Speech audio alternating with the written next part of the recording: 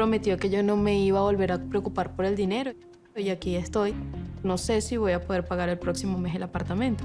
So we've been hearing Kris go on and on and on about how hard she's been working to send Jeymi money. But now we're finding out she hasn't even been doing that. So what is she doing? Is she even working? Because one thing's for sure, back in Bogota, after giving up her job on Kris's say-so, Jeymi is now really struggling to make ends meet. Pero se suponía que yo iba a pagar el apartamento y yo pagué los servicios. Kris dejó de aportar para la renta como el segundo o tercer mes que se fue.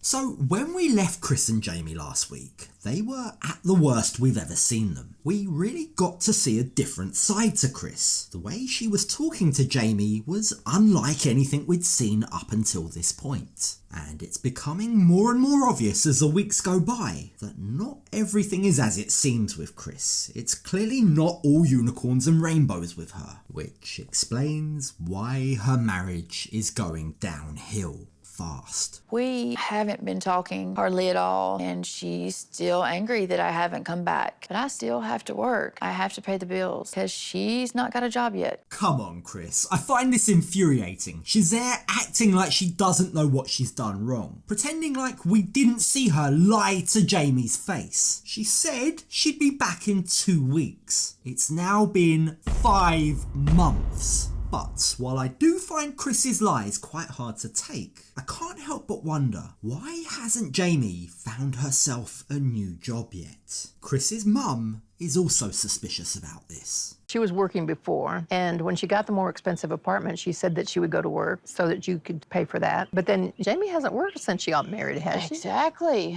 And yes, when you put it like that, it does sound suspicious. But here's what Kris's mum obviously doesn't know. Kris told Jeymi to quit her job. She promised that she'd look after her. In fact, you could argue she deliberately put Jeymi in a position where she'd be financially dependent on her. So it's a bit rich to now argue or now try to paint Jeymi out as though she's a lazy gold digger. After all, to be a gold digger, there has to be some gold to dig. And we all know Kris has no money. No, and that seems to me right now you have a kept woman. You're a sugar mama. It's really disturbing, you know, because this could go on forever. I think Kris wanted to be a sugar mama. I get the impression she wanted to treat Jeymi. Maybe she liked the power it gave her. And perhaps she was banking on the fact that she'd receive a nice fat paycheck from her dad's vintage motorcycle in order to fund everything. Remember, she claimed the bike was worth $50,000. That may have been what she was hoping to get out of the court case that happened right before her wedding. But when that didn't materialise, it seems like she then began to panic about money. That's right around the time she fled back home. I had sent her $1,000. She was mad because it wasn't enough to pay all the bills and pay for her gym membership. Now, we'll talk about Jeymi's excuse and why she hasn't got a job yet in a second. But here's a question for you. Kris is over here sipping on a lemonade, basking in the Alabama sun, home before her mum has finished her work shift. How was work? Oh, it was pretty good. Typical Monday.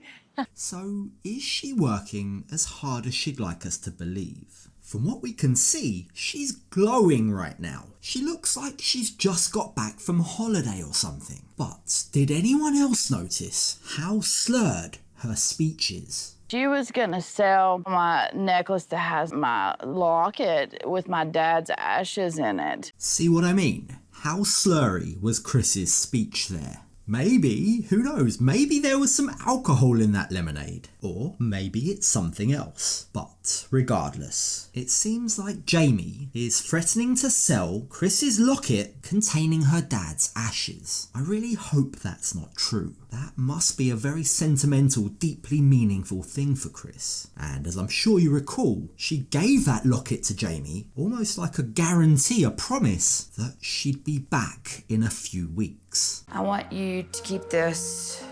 You know how important this is to me. That way you know I'm coming back.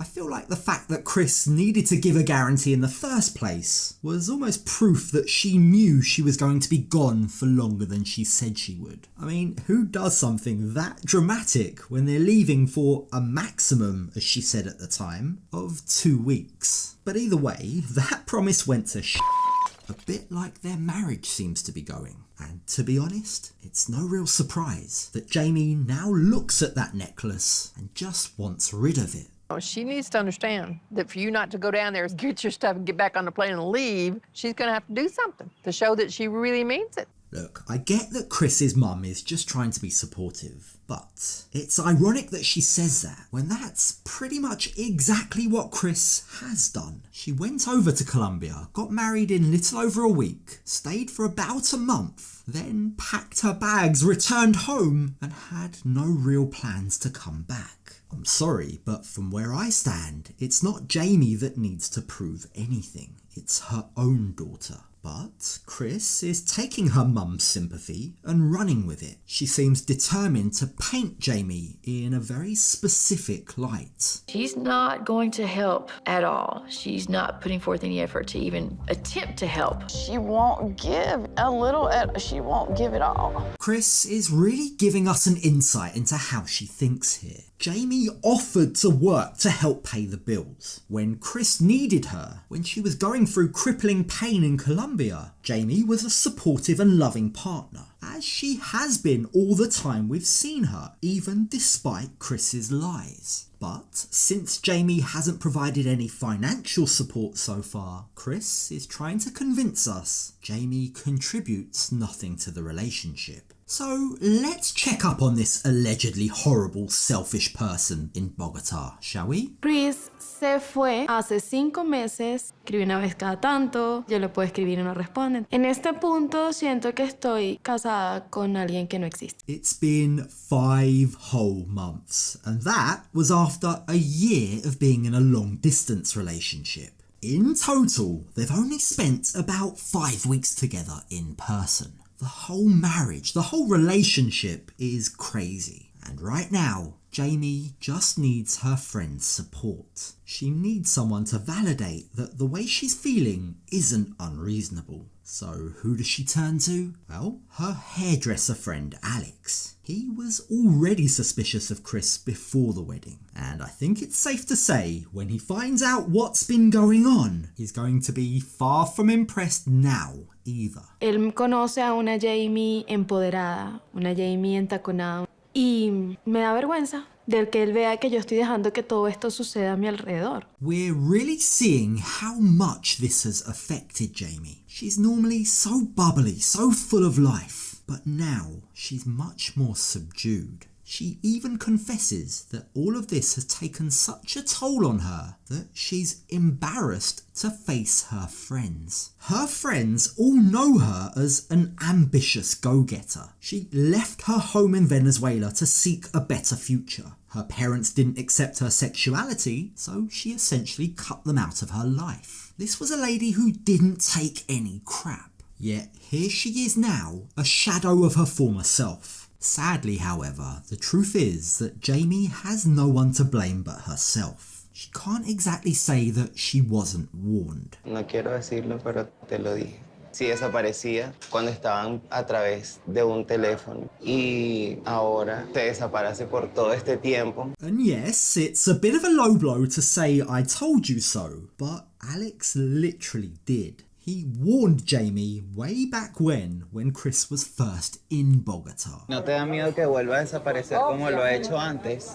It now seems like Jeymi has come to the same conclusion that we all have. Kris was rash, she was impulsive. She clearly didn't have any concrete, solid plans before moving to Colombia. She didn't think things through properly. She made promises that she couldn't keep. And now Jeymi is left to face the consequences. A estas alturas sé que Kris nunca pensó las cosas bien antes de venirse. O sea, el hecho de que ella me dé a mí como excusa es que yo no puedo trabajar en Colombia. So this actually explains a lot. Kris can't work in Colombia, but that shouldn't have been news to her. She would have known that before she arrived. So presumably, she must have genuinely thought that they could just live off her savings, regardless of how small her savings actually were. So why the big rush to get married? Why the secrecy? Why not just be upfront and honest? This is what Jeymi can't get her head around. And it makes her angry. She's angry about all of the promises Kris made her that just fell through. Tú